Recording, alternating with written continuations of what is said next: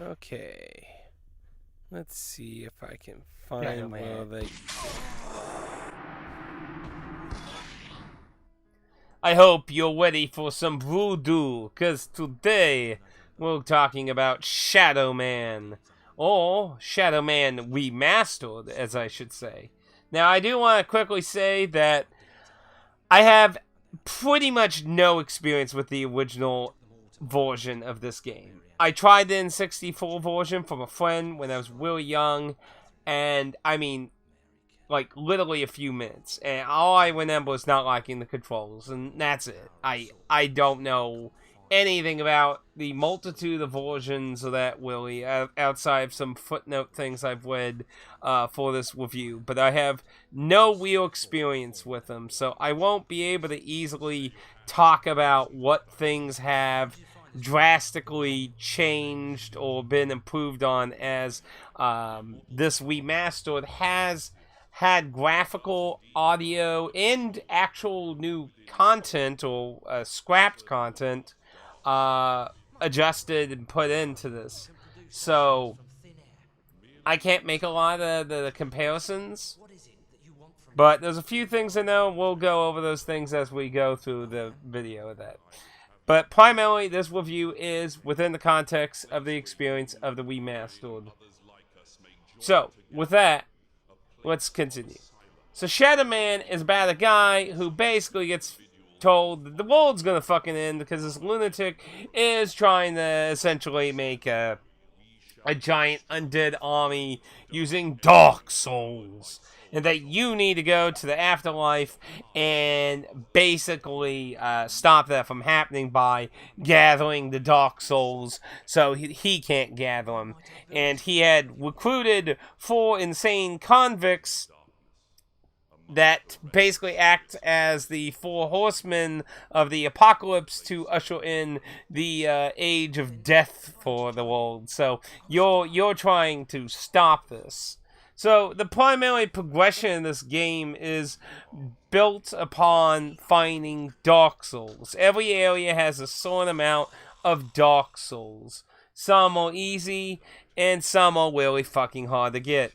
But many of them are locked behind abilities and items that you have to get throughout your journey. And while the game was sold to me as like a Metroidvania style game, like where you explore, you unlock stuff, and get new paths in that, honestly, I don't think it's as open world as a Metroidvania, but I get what they meant, because you definitely have to have a lot of the abilities and a good chunk of the items to continue progressing and finding Dark Souls. Otherwise, you will have the problem I had a few times, wanting it in a fucking circle, trying to figure out what the fuck to do to get just a few more Dark Souls so you can keep moving forward. Now, Dark Souls are the main progression, but they're also needed to level up. As you get so many Dark Souls, your Voodoo Shadowman powers will get boosted, and these basically dictate you moving forward into new areas.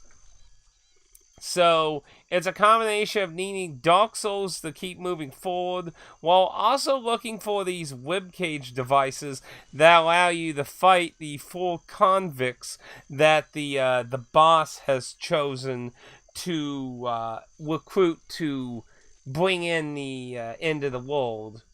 But to get to the final area, you have to stop these devices that block you from getting there, which the majority of them are hidden behind the boss areas.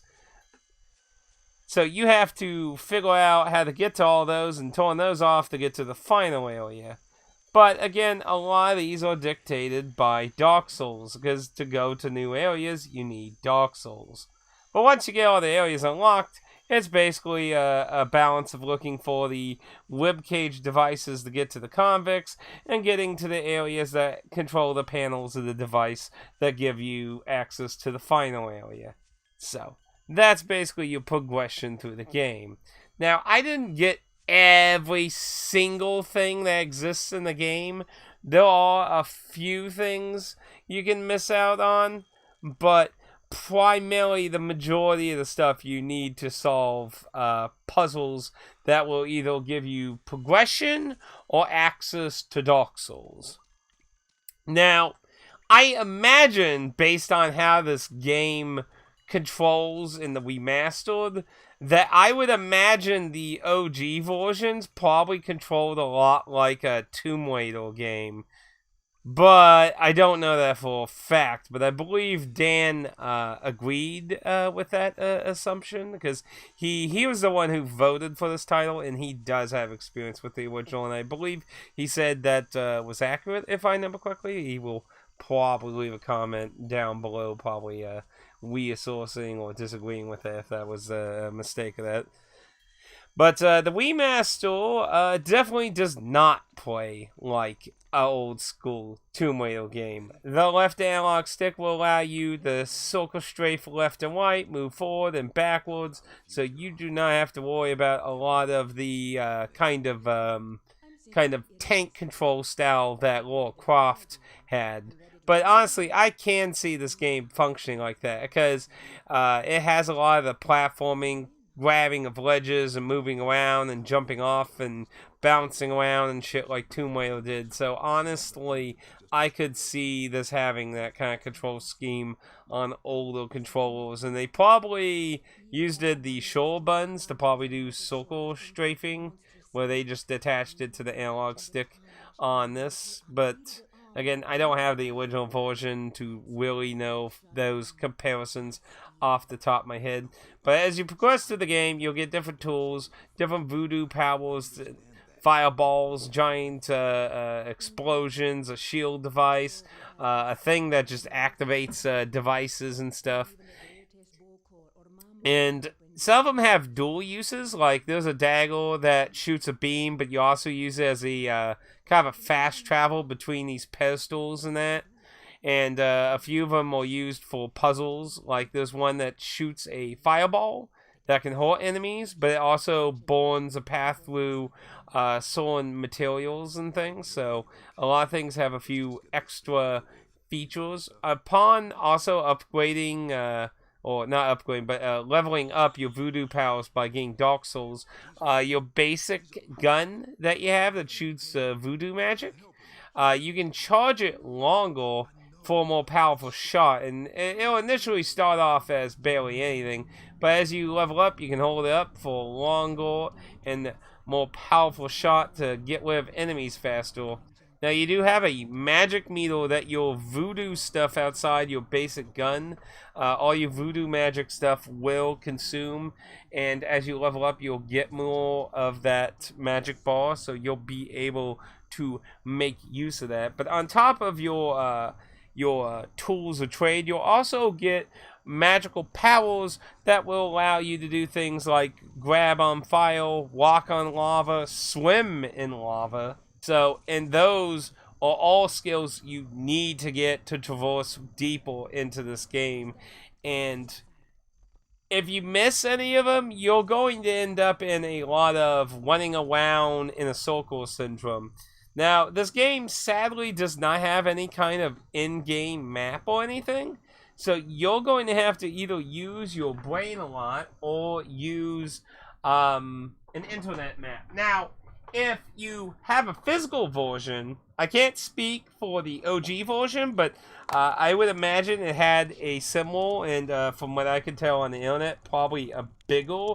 But in the new physical version of the Remaster for the consoles, at least, they do include a image of a map that is supposedly, from what I understand, based on a map that came with the original versions. This map was updated. It is a little different from the original because they did change a few little minor things between the two versions by adding in original content and stuff.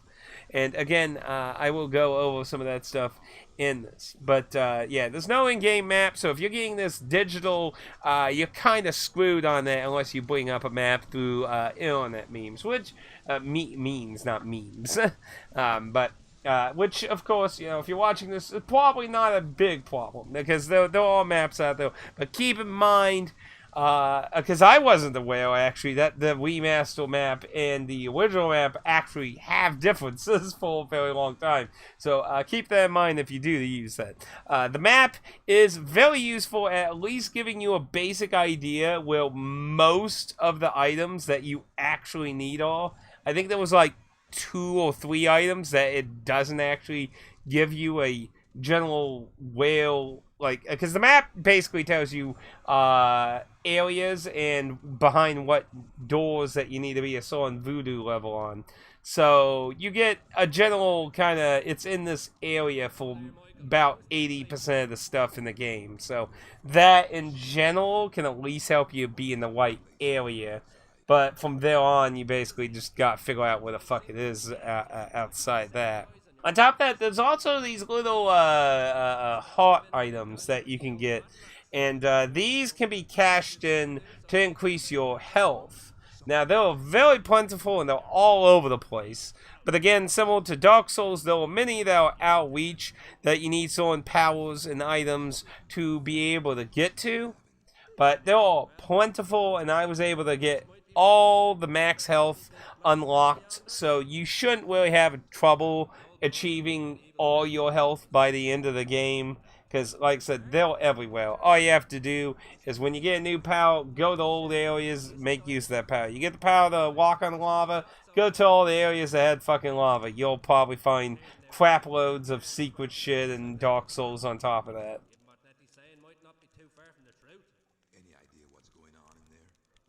Now, you don't strictly spend the whole game in the afterlife. You do go into moments where you go back to the bio where you start the game, and when you're in the real life mode, you just have a regular gun. You don't have access to all your voodoo stuff. So you're kinda wee bit limited on fighting properly in this segment. And that becomes a bigger thing because all the convict bosses are in the living mortal world. So when you need your shadow powers, you'll have to find other means to do that to fight the convicts with your more powerful options. On the upside, though, you will get access to additional guns in the real world segments, even when you get your shadow powers unlocked for those. So that has some goodies to look forward to. However, those real-world guns you won't have access to in the afterlife segments. Well, at least not by fair means. With that said, there are also secrets. By doing certain things or getting certain progress, you will unlock basically cheat code stuff. And essentially, many of them allow you to do things you shouldn't be able to do.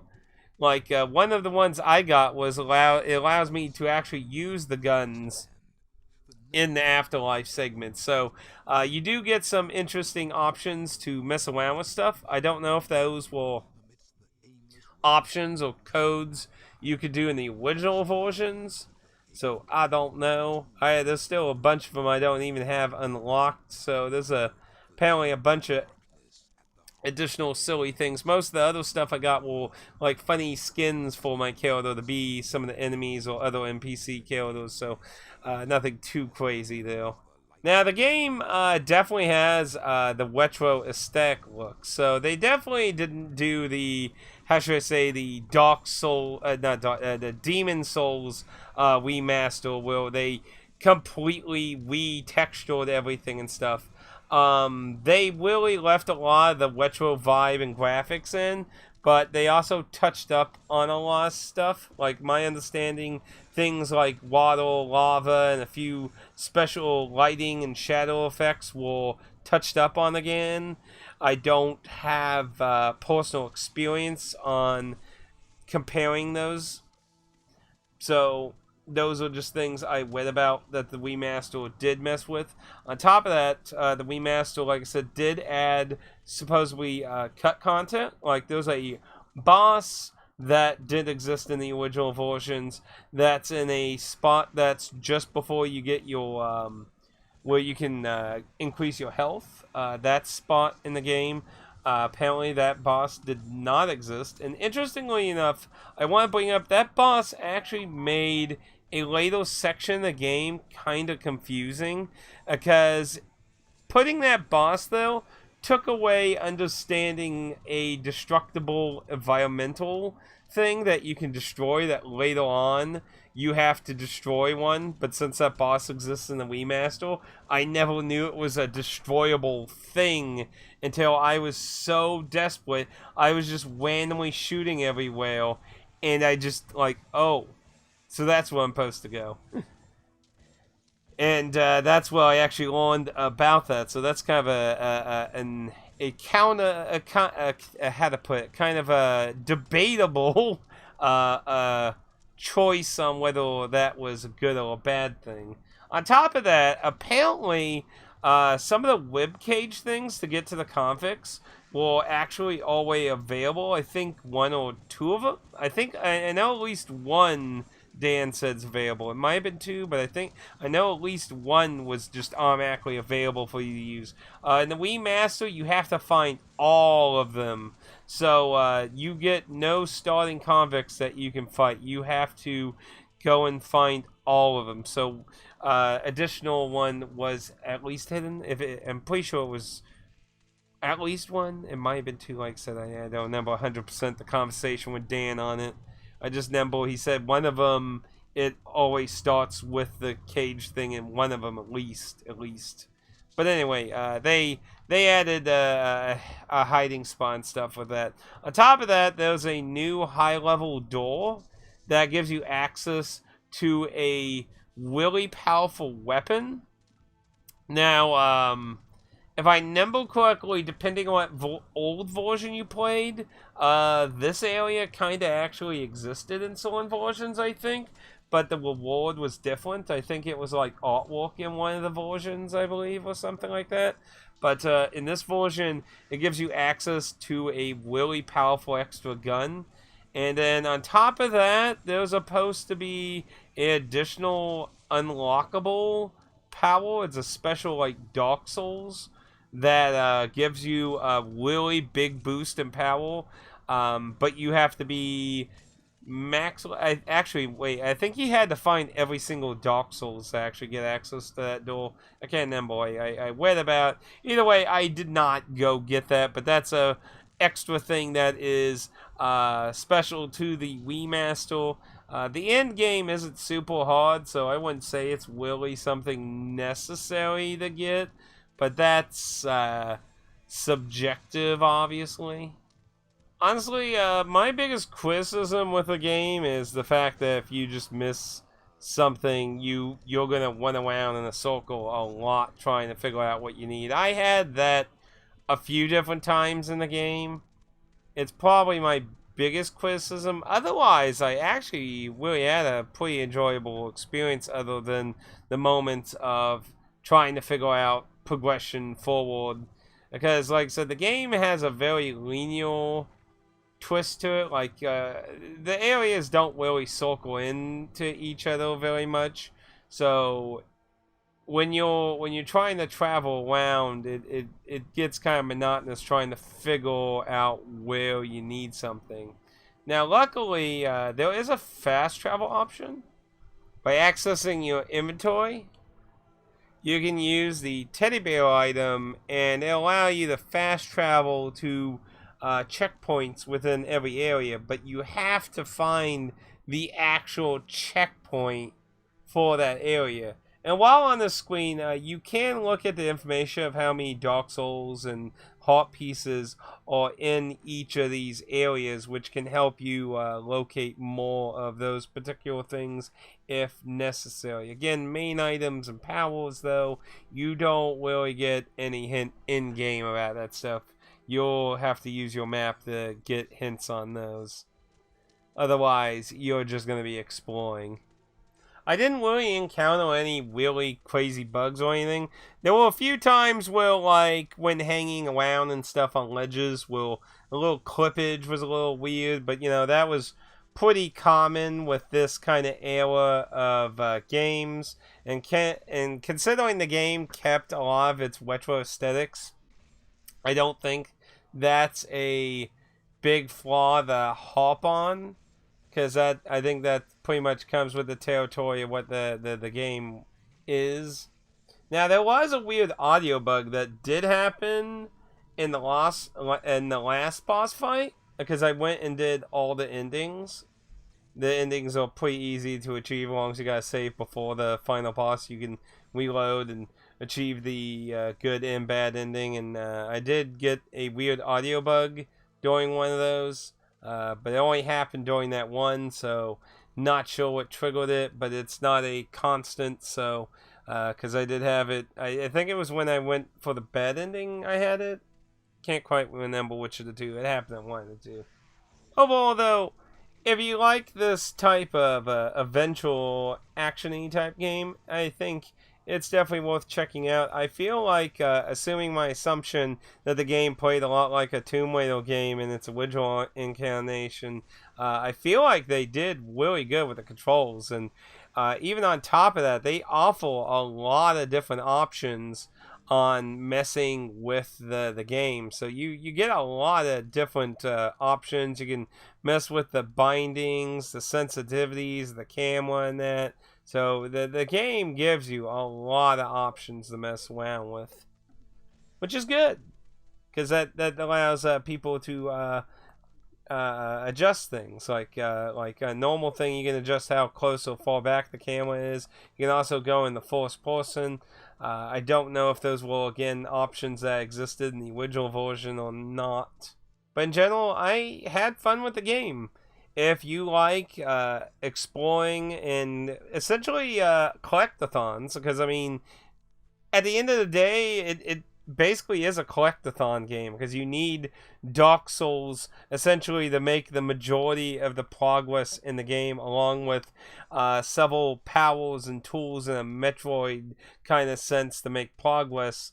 So it does have that, but it's very linear in how it works like that. But if that sounds like good fun to you, you'll have some fun.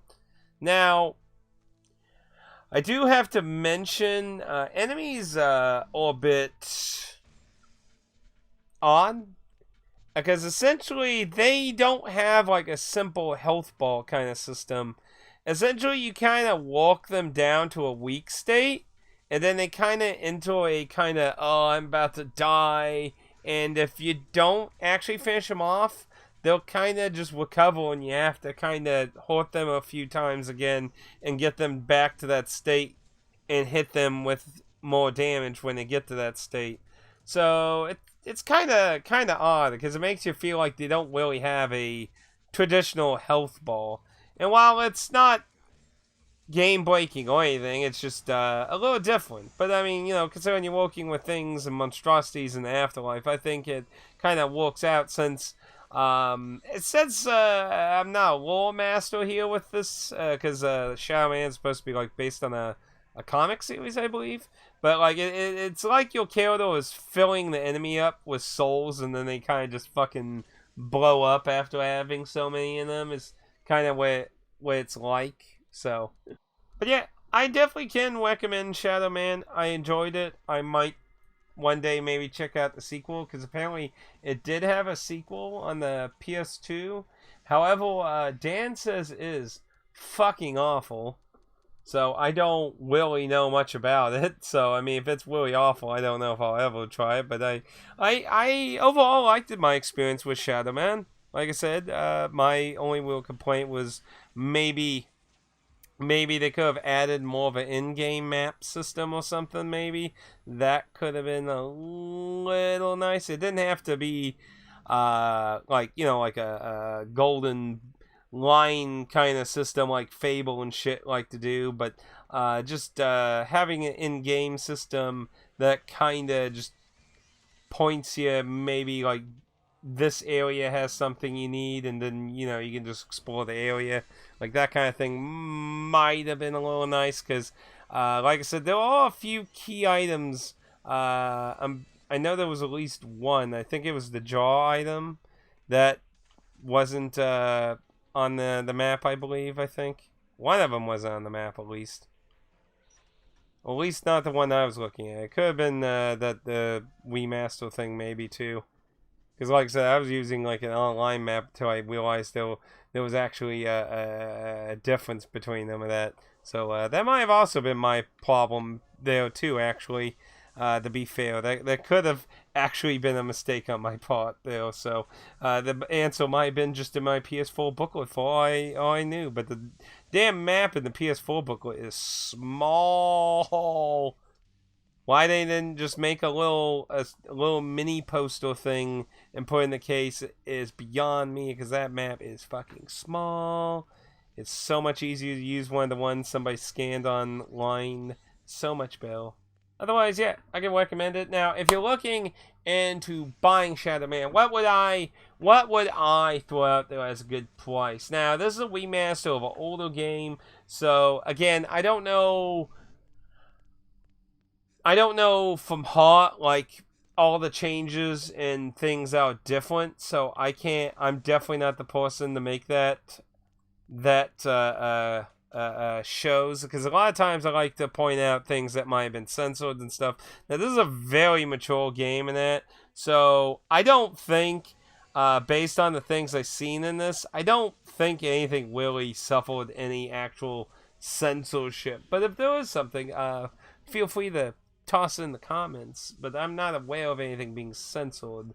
But I would say the Remaster, personally, based on my experience with it, I think the Remaster sits at a very decent, like,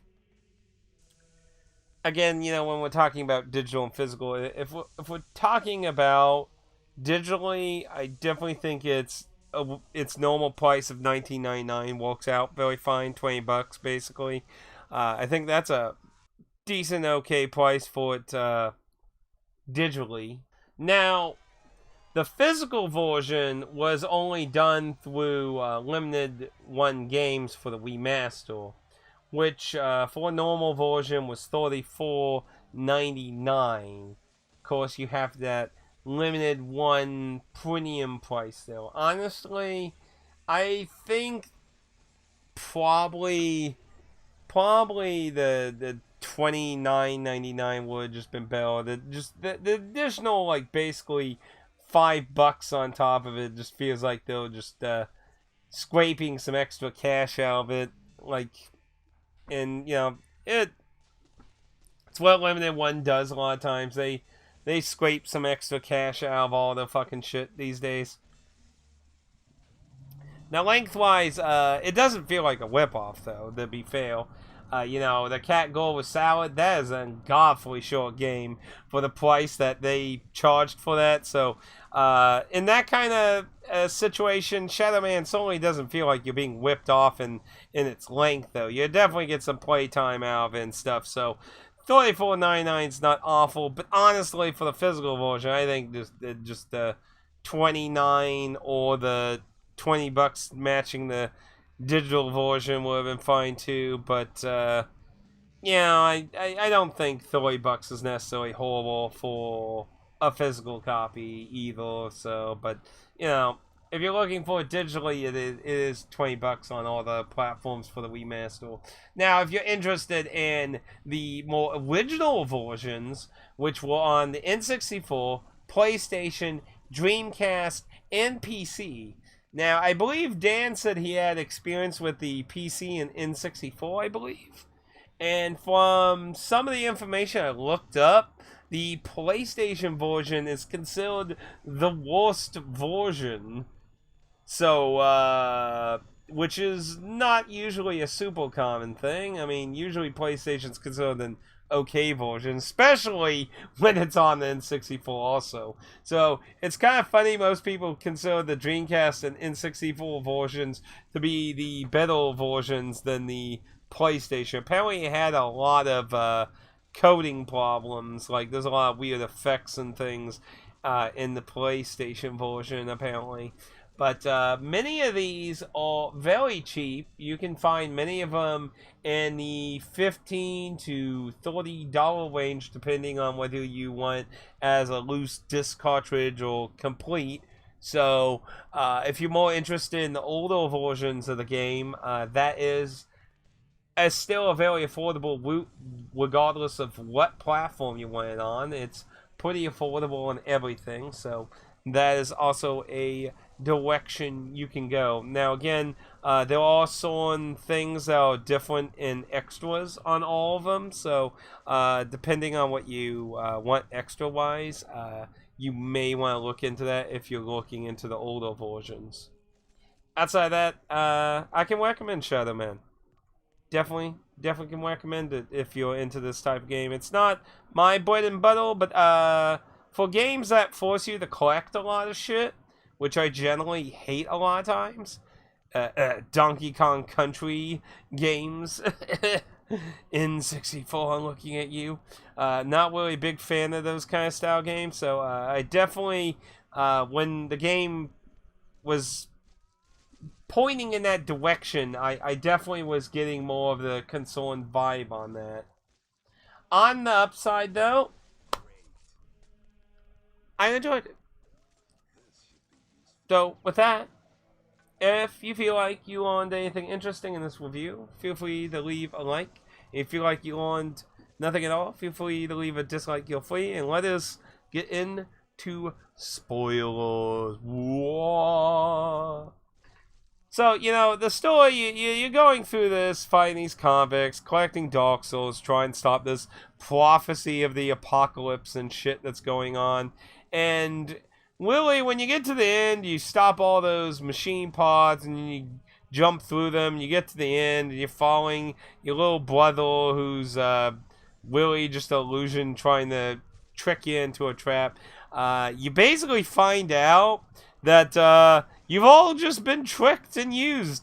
The convicts were pawns, and including you. Apparently, the big bad guy made up the prophecy a long time ago, knowing that he wouldn't actually be able to get all the Dark Souls for his plan. So he basically made the prophecy so you would gather them all, and then he would kill you and take all the Dark Souls from you, and then carry out his plan. So, yeah. Kind of an interesting plot twist for a really old fucking game, to be honest. Now, like I said, there is a good and bad ending. The good ending, of course, you kick his fucking ass. But in the bad ending, you fucking lose. He gets all the Dark Souls, and he fucking takes over the living world. Now, something I found interesting when I looked up about the sequel, because Dan said there was a sequel, and he said it was dog shit. It is apparently very hated, and I don't know all the reasons for it, but I did a very basic look into it, and it's interesting to see that the sequel actually pulls a little bit of its own kind of wug move by using the bad ending. Yes, the bad ending is the canon fucking ending. So yeah, you lose and the world gets fucked up, and that's apparently what the sequel goes into. So I don't know if that's the particular reason a lot of people hate the sequel, or if it actually is just generally an awful game on top of that. I don't know. But maybe, like I said, it's something might be able to check out one day, because you know, like looking at price charting for prices on that kind of thing, it is very cheap. It is like $11 loose, $13 cribbed, it's $37 sealed. So I mean, it's not super expensive. It is definitely buyable. It's definitely buyable if I ever want to check that out for any particular reason. Don't know if I really would unless I got lucky finding it, because Dan, like I said, Dan said it's awful, so I don't know if I would really want to bother. Then it's kind of hard to say. Sometimes it can be interesting checking out awful games, you know. Sometimes you find a diamond in the rough. Sometimes that kind of I don't know, shines up to your particular taste more than what the general populace was like. But who knows? But yeah, you get the good ending, you kick his ass, you save the day. Bad ending goes into the sequel. So yeah, kind of I wasn't really expecting that kind of twist from the game, to be honest. So kind of surprised me, but yeah, that's pretty much Shadow Man's lore in a simplified nutshell. Though I liked the twist, but whether the bad ending being canon is going to be more interesting, I don't know. I thought the prophecy being fake, basically, and used against you was interesting, because he essentially planned that for like several centuries or something. Like it wasn't something he did like out of the blue. Like he planned it for a very, very, very long time. So it's something it took a long time to plan. So quit when credit's due. But anyway, that's Shadow Man. So hopefully you enjoyed the review and found it useful. This review will probably have a lot of tidbits of additional stuff thrown in on top of that. But anyway, be safe out there in the underworld. You never know if you might encounter a terrifying feel of Dark Souls. Till next time, I'll see you out in the proving grounds.